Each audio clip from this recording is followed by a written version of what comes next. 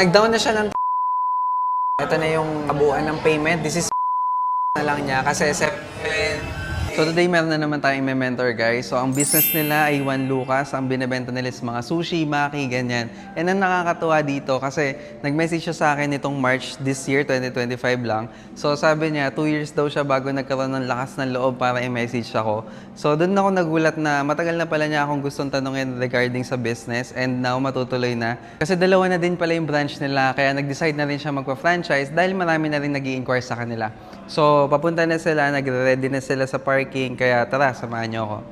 Hello. Alang kasama? Ako lang. Ikaw lang? O sige, tara.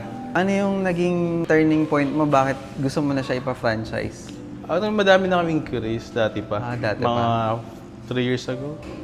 Ngayon lang ako nagkalakas ng loob. Nung nakita kita, Oo. tapos sabi ko baka ma-help niya ako. Kasi wala akong idea paano ako magsisimula. So kailangan ko talaga ng help. Nakita ko yung mga expansion mo. So why not? Nasa'yo ako magpa-tutor. Tsaka actually, karamihan din kasi kaya sa akin nagpapaturo yung iba. Kasi yung mga napagtanungan nila na mga company na nag-help pa paano ipa-franchise yung business, sobrang mahal. Oo, mahal talaga. Sobrang mahal talaga. Favorite ko kasi yung Tokyo. Every month nagpupunta ako ng SM para doon. Tapos nung in-offer sa akin ng kuya ko, baka pwede niya akong turuan, tapos magbenta. Nung natikman ko yung California na gawa niya, sarap. Sa yun, nagbenta na ako pa konti-konti. Anong expectation mo dito sa mentorship natin na to? Kasi tagal mo din inantay, March, November na ngayon. Siyempre, kailangan natin ng privacy kasi sa business natin, meron mga sikretong sangkap. Paano mo ko matutulungan na maitago yun? Okay.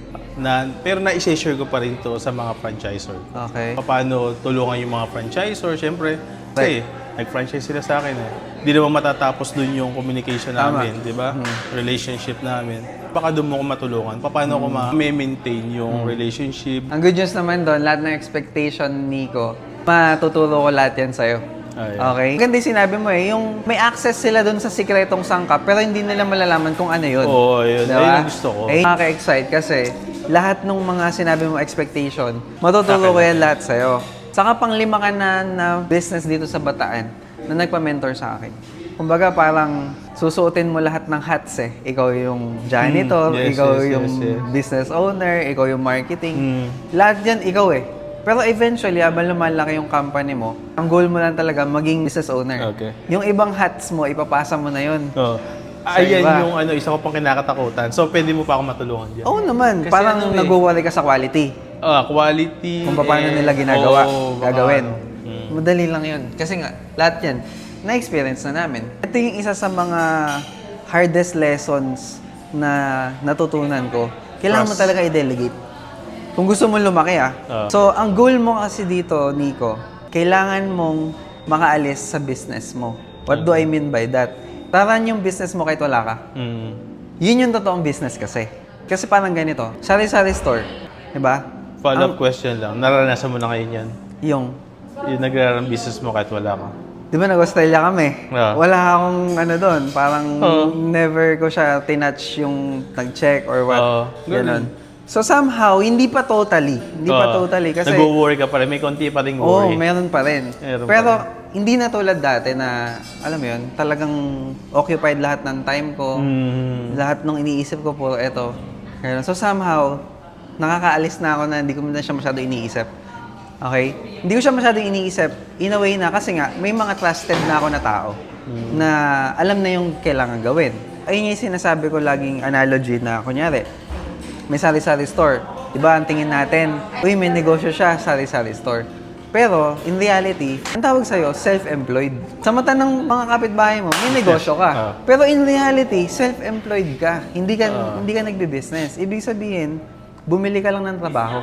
Kung ikaw yung may-ari nun, ikaw nagbabantay, tapos di ka pumasok, sino mag-open? Tayo kasi, ang goal talaga ng tunay na negosyante is more on paano ka mag-scale. Mga strategy na lang, hindi yung yung mga stocks mo, hindi na yun eh. Kaya maganda dito sa franchise mentorship kasi hindi lang all about franchise yung pwede kong maturo sa'yo. Kumbaga, kung may mga question ka regarding sa ganun, pwede rin kitang ma-help.